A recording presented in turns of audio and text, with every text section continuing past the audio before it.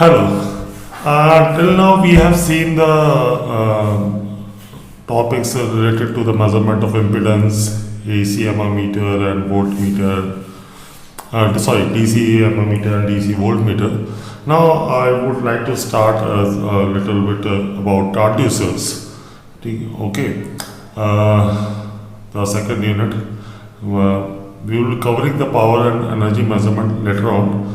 Let us start with the transducer because the main instrumentation aspect are with the transducers. Okay, so let us see what the transducers are. Okay, a simple introduction. A transducer is a device that converts one form of energy to the other form. It converts the measure into a usable electrical signal.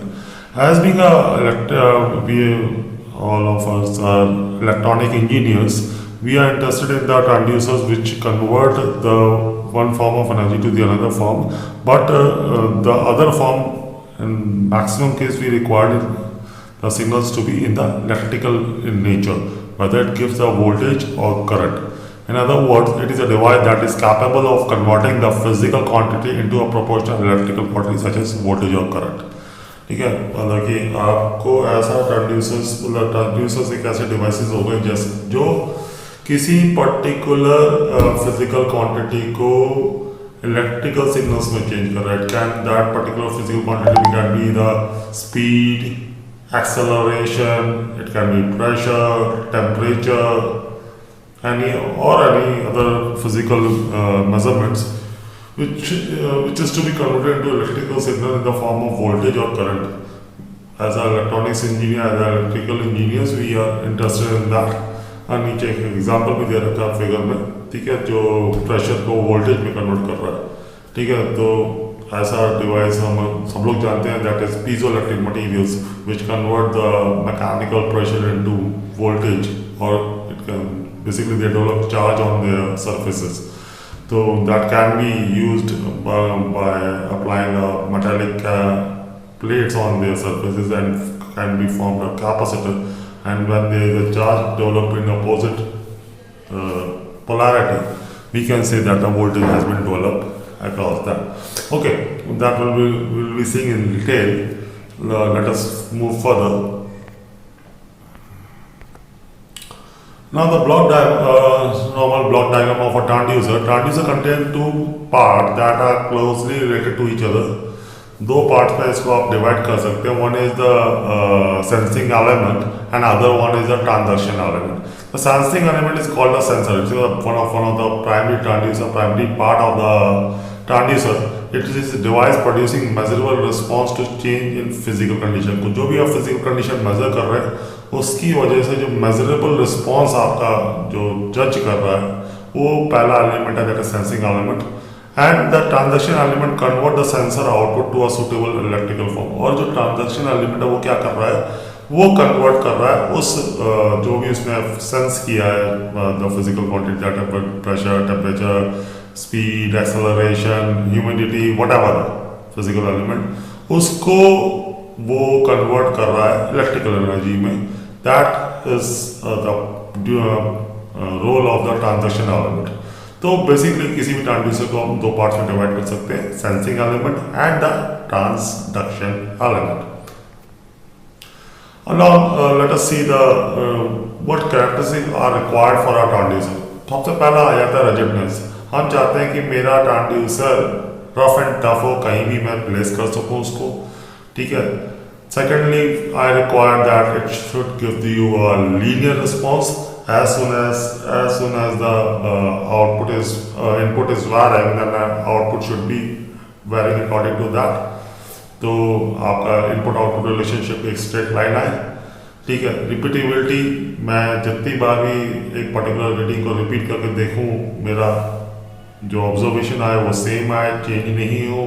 अगर आपकी environment conditions और बाकी सारी conditions change नहीं हो रही हैं तो मैं चाहूँगा कि मेरा इंस्ट्रूमेंट या मेरा ट्रांसड्यूसर की रिपीटेबिलिटी अच्छी हो, एक्यूरेसी लेवल हाई हो.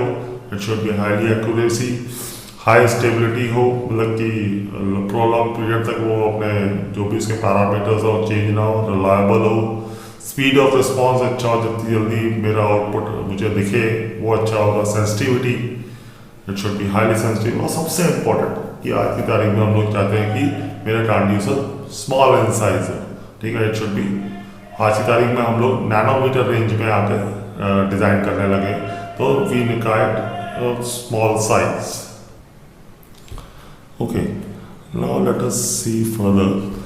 और ट्रांसड्यूसर के सिलेक्शन फैक्टर्स क्या क्या हो सकते हैं, let us see that. First of all, मतलब आपका ऑपरेटिंग प्रिंसिपल आप कैसा चाहते हैं, ठीक है। दैट डिपेंड्स अपॉन द कि आप कहाँ पर मेजरमेंट कर रहे हैं, उसी हिसाब से आप ऑपरेटिंग प्रिंसिपल डिसाइड करेंगे। But transducer are many time selected on the basis of the operating principle used by them. The operating principle used may be resistive, inductive, capacitive, optoelectronics, piezoelectric. तो again as per your requirement, कितना sensitive चाहिए, कितना क्या, मतलब कि आपको क्या कैसी रिक्वायरमेंट्स हैं, उसके हिसाब से आप अपने ऑपरेटिंग प्रिंसिपल्स डिसाइड कर सकते हैं। सिमिलरली सेंसिटिविटी, आपको कितना सेंसिटिव चाहिए। If you are using in household तो आपको ज़्यादा सेंसिटिव नहीं चाहिए। If you are using in industry तो भी उतना सेंसिटिव और कम सेंसिटिव चाहिए। If you are using for the research purpose then you require a much more sensitive transducer. तो सेंसिटिविटी डिपेंड करेगी कि आप कहाँ यूज़ कर रहे हैं, कैसे आपके एप्लीकेशंस है। Operating range, the transducer should maintain the range of requirement and have a good resolution over the entire range. और हम लोग ये चेक करना चाहेंगे कि फिर अगेन वही रिक्वायरमेंट है, मतलब कि जैसे आपके एप्लीकेशन है उसी हिसाब से आप ऑपरेटिंग रेंज आपको जो आपकी ज़रूरत के हिसाब से है वो आप डिसाइड करेंगे। और ये चाहेंगे कि उस रेंज के लिए उसका रेजोल्यूशन बहुत अच्छा हो, ठीक है, प्रिसाइज से प्रिसाइज रीडिंग दे। एक्यूरेस फिर फोर्थ आता है कि आपको आपके एक्यूरेसी लेवल कैसे चाहिए, ठीक है। Again it is depending upon the what is your application. Cross sensitivity, ये एक और इम्पोर्टेंट पैरामीटर है जो हम लोग देखना चाहेंगे ट्रांसड्यूसर्स में, कि कई बार ऐसा होता है कि जो आपका जो फिजिकल क्वांटिटी जो मेजर हो रही होती है वो एक पर्टिकुलर एक्सेस में आपको आउटपुट दे रहा होता है, और आपका जो ट्रांसड्यूसर लगा होता है वो उस एक्सेस पर ना लग के किसी और एक्सेस में लगा होता है, ठीक है। तो इवन दो आपका ट्रांसड्यूसर परफेक्टली रिस्पॉन्स करे, that is known as cross sensitivity. It has to be taken into account when measuring mechanically. Normally mechanical quantities में होता है, जैसे स्पीडोमीटर हो गया, ऑडोमीटर जिसको हम लोग कहते हैं, नॉर्मली वो आपके व्हीकल के टायर के साथ नहीं लगा होता है, ठीक है। उसका एक्सेस अलग होता है compare to the axis of your rotation of your vehicles tyre. But उस वहीं पर आपका कहते हैं क्रॉस सेंसिटिविटी चेक करने को है। There are situation where the actual quantity is being measured is one plane and the transducer is subjected to the variation in another plane. तो जितना क्रॉस सेंसिटिव होगा इस तरह के मेजरमेंट्स करने में इजी होगा। नेक्स्ट आ जाता है आपका एरर्स, ठीक है।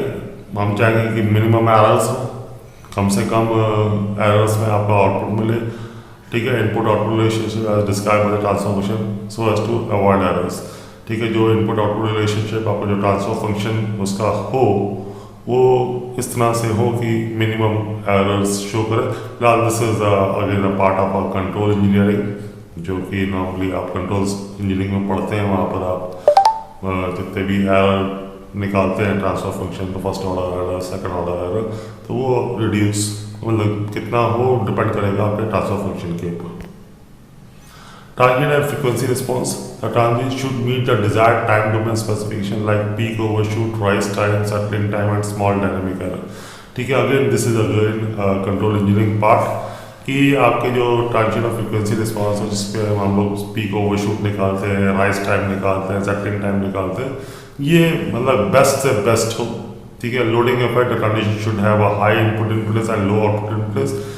अगर आपको किसी भी, ये तो जनरल एक स्पेसिफिकेशन है कि आपको अगर किसी भी कंपोनेंट या इंस्ट्रूमेंट का लोडिंग इफेक्ट ना होकर चाहते हो आप पूरे सिस्टम पे आए, तो आप क्या चाहेंगे कि it should have a high input impedance and low output impedance, ठीक है। Environmental compatibility, or it should be assured that the transducer select to work under specific environmental condition, maintain its input and output relationship and does not break down, ठीक है। Depend मतलब कि आपका अब Leh and Ladakh में कोई ट्रांसड्यूसर डिप्लॉय करना है आपको, तो वहाँ के एनवायरनमेंट के हिसाब से आप सोचेंगे। और एक कहते हैं ना समुद्री तट पे आपको एक ट्रांसड्यूसर डिप्लॉय करना है, तो वहाँ के एनवायरनमेंट के हिसाब से आप सोचेंगे if you want to deploy a transducer at satellite, तो वहाँ के हिसाब से आप उसको डिज़ाइन कर रहे होंगे।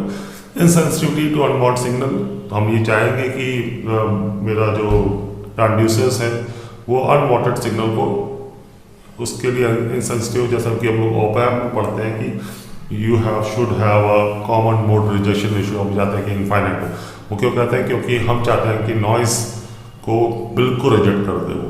तो ये हम हर एक ट्रांसड्यूसर में चाहेंगे कि वो अनवांटेड सिग्नल जो नॉइस आ रही है उसको जितना मैक्सिमम वो हटा पाएगा, जिसको मतलब उसके लिए इनसेंसिटिव होगा, तो वो एक अच्छा ट्रांसड्यूसर साबित होगा। Okay, now let us see the classification of the transducers. ठीक है, classification of transducers can be on the basis of, मतलब इस तरह से क्लासीफाई कर सकते हैं active and passive transducers, analog and digital transducers on the basis of the transaction principle used, primary and secondary transducers and inverse transducers. तो ये सारी क्लासिफिकेशन हम लोग डिटेल में नेक्स्ट लेक्चर में देखेंगे कि किस तरह से ये सारे क्लासिफिकेशंस इन ब्रीफ देखेंगे कि कैसे कैसे ये ट्रांसड्यूसर्स होते हैं, क्या इनके बेसिक प्रिंसिपल्स हैं, बेसिक प्रिंसिपल्स देखेंगे। फिर इसके बाद हम डिटेल लेक्चर्स में जाएंगे तो वहाँ पर हम ट्रांसड्यूसर्स के बारे में डिटेल में देखेंगे कि how are they working and what are the, क्योंकि वहाँ ईच एंड एवरी ट्रांसड्यूसर से कंस्ट्रक्शन डिटेल्स और तमाम चीज़ें आती हैं, तो उसमें देखेंगे। Till then good bye.